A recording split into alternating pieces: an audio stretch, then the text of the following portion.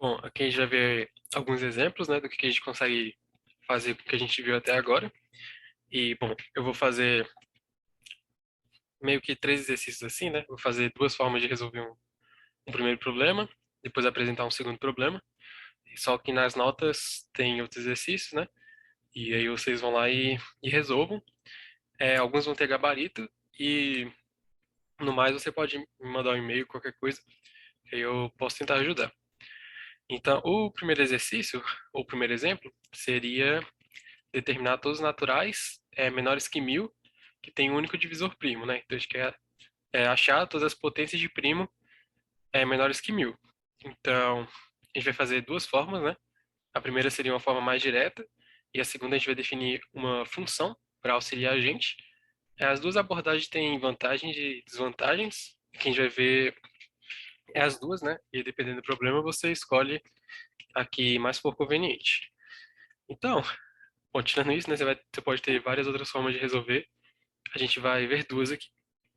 Tá, então, primeiro ponto, né? Como é que a gente determina, né, todos os naturais que são menores que 1000? Bom, provavelmente a melhor opção, né, é usar um range, que ela vai de 1 até 1000, né? Aqui. Isso aqui é o que a gente viu, né? Como é que a gente define um range, né? Então, com isso, a gente teria todos os números de 1 até 1000. Então, provavelmente, isso vai ser bem importante, né, pra gente. E aí, se a gente quiser calcular com todos esses naturais, né, uma das coisas que a gente pode fazer é usar o for, né? Então a gente pode escrever, por exemplo, for n in na nossa lista aqui, né, que vai de 1 até 1000, ok? Então, tá, o que que a gente pode fazer agora, né? Acho que é o jeito de checar se esses naturais, né, eles têm um único divisor primo, né? E como é que a gente pode fazer isso? Bom, agora que a gente já escreveu o for, né, a gente pode utilizar um dos comandos que a gente viu, que é o isPrime power int na nossa variável, né, que é o n.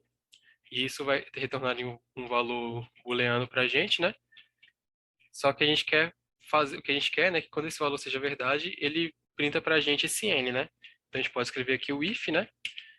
Aí se é, essa função aqui retornar true, né? Que o graph vai fazer para a gente, né? Ele vai printar o n, ok? E aí, como a gente pediu para o graph fazer alguma coisa, né? A gente vai colocar aqui o ponto e vírgula. Aí a gente pode fechar aqui o if, né? Com fi. Aí a gente fecha o for com o odd, né? E a gente tem esse primeiro comandozinho, né? O que ele está fazendo? Ele está pegando um n, né? Nessa lista e aí fazendo algo. O que é esse algo? Ele está checando, né? Se esse n ele é uma potência de primo e caso positivo ele vai devolver o n para a gente. Eu acho que se eu colocar 1000, talvez ele retorne muitos valores. Eu vou diminuir para 100. Mas bom, se a gente pedir para ele calcular, né? Ele vai devolver tudo para a gente. Nota que como a gente escreveu só o print, né? Ele devolveu um do lado do outro, né? Então aqui não dá para entender nada. A gente pode utilizar aquele comando lá para pedir para ele quebrar a linha, né? E aí ele devolveria para a gente, bom, todos esses valores aqui, né? Que seriam as potências de primo menores que 100, ok? Então essas são das formas para a gente resolver esse problema. Bom, agora a gente vai ver uma outra forma, né? De resolver esse problema, que vai ser utilizando uma função. Assim, no final vai ficar bem parecido as duas soluções, mas isso é mais por conta de como é esse problema, né? Em geral, se você, dependendo do seu problema, né, se você tiver alguma coisa mais complexa para resolver, pode ser mais conveniente definir uma função, e às vezes não, né? Às vezes é mais conveniente você fazer direto. Então, nesse caso, talvez não faça tanta diferença, mas a gente vai ver também para trabalhar, né, um pouco o que a gente viu. Tá, então primeiro, né, a gente quer resolver esse mesmo problema, só que agora utilizando uma função que a gente mesmo vai definir. Então, assim, é natural pensar, né, que a gente quer uma função que verifica se um número é primo, é uma potência de primo, e caso positivo, essa função retorne para a gente esse valor, né? Então, bom, vamos construir essa função agora. Da seguinte forma, a gente vai dar um nome para ela, né? A gente pode chamar, por exemplo, de pp, que seria potência de primo. Então, a gente vai definir aqui, né? Colocar aqui o comando para atribuir valor, né? E escrever function,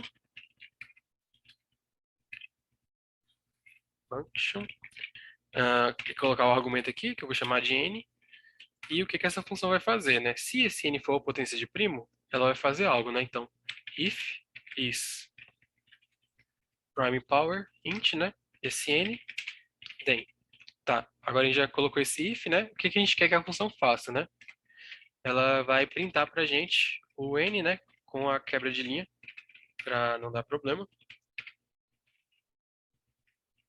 E, bom, e basicamente a gente finalizou a função, né? A gente só terminar a sintaxe desses comandos, né?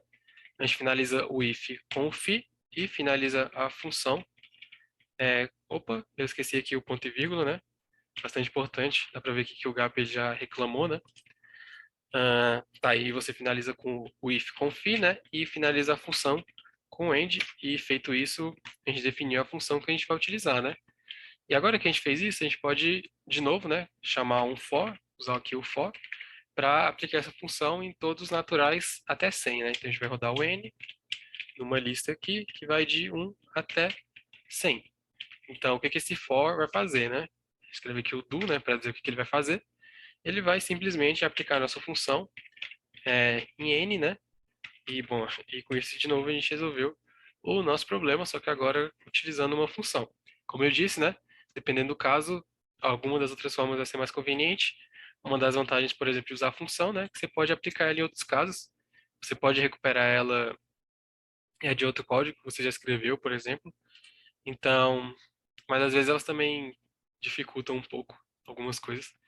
Mas, enfim, isso vai depender da sua experiência e do seu problema, decidir qual que é mais interessante. Bom, agora a gente vai resolver esse outro exemplo, que é utilizar o gap para encontrar 10 pares de primos, que eu chamei de P e Q, tais que Q é igual a P mais 2, né? Então, quando os primos satisfazem isso aqui, a gente diz que eles são primos gêmeos. Então, basicamente, a gente quer encontrar 10 pares de primos gêmeos. Então, como que a gente pode resolver isso, né? Bom, você pode ter, em princípio, né, você tem várias formas de fazer. Eu vou apresentar uma aqui, mas você pode tentar pensar em outras, utilizando outros comandos, talvez. Mas, tá, como é que a gente pode fazer isso? Primeiro, eu vou fazer um código mais, assim, um negócio mais não tão refinado, ok? E depois a gente tenta melhorar ele um pouco. Mas eu vou fazer da seguinte forma, eu vou rodar um X numa lista, que ela é uma lista a princípio, assim, bem grande. Uma lista, sei lá, de 100 números, mas você poderia colocar mais, sei lá, 1000, 1 milhão, número bem grande. E para esse X eu vou fazer o seguinte, né? Se o X if is prime, X and is prime, X mais 2, then eu vou fazer alguma coisa, né? Então o que que esse if está dizendo para a gente, né?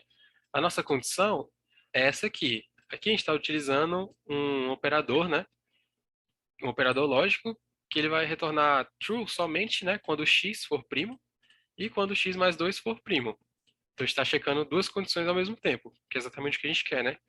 E se isso for verdade, ele vai printar para a gente uma lista com o x e o x mais 2.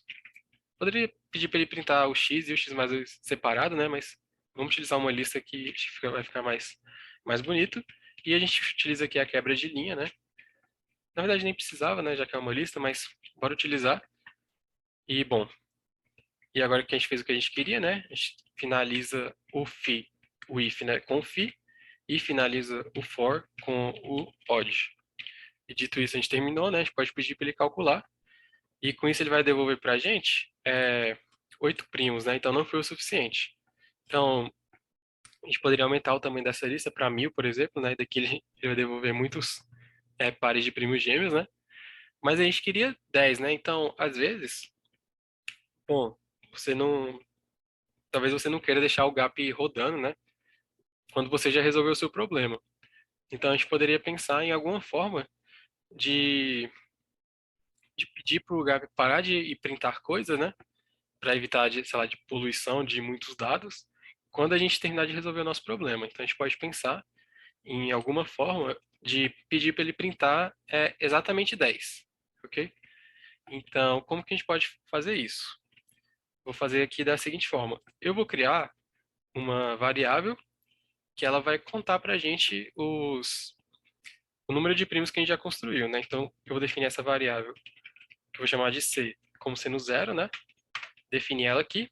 E agora, a gente vai ter que mudar um pouco esse código, né? E em vez de ir direto do if para o for, né? Eu vou colocar aqui um outro comando, né? Que vai ser, eu poderia fazer isso de várias formas, né? Mas vou escrever assim: se o c ele for menor que 11, né? Talvez a gente precise colocar 10 aqui, mas bora testar assim para ver se dá certo. Se o c for menor que 11, então eu vou fazer tal coisa, né? Que no caso é checar as outras condições. E além disso, né? Bom, esse if ele seria verdade sempre, né? Se a gente não fizesse mais nada. Mas além de, quando ele acha, né, esses pares de primos, além de printar para a gente também vai pedir para ele colocar aqui C. Agora a gente vai atualizar o valor de C, né? Para C mais um. Então a gente vai adicionando um sempre que a gente achar um par de primos gêmeos, né? Então, bom, agora que a gente adaptou o código, né? A gente precisa adicionar mais um fi aqui, né? Para poder fechar esse outro if que a gente adicionou, né? Então esse fi fecha esse fi aqui está fechando esse if, e o odd está fechando o for, ok? Ahn, bom, bora ver se esse código está funcionando, né? Vamos definir aqui o zero, né? O c como sendo zero, pedir para ele calcular. Bom, de fato ele calculou para a gente, né? E aqui ele devolveu, né? É, 11 primos, né? Justamente porque a gente colocou 11 aqui, né? Então, se a gente colocar 10, ele vai devolver aqui os 10 pares de primos que a gente queria.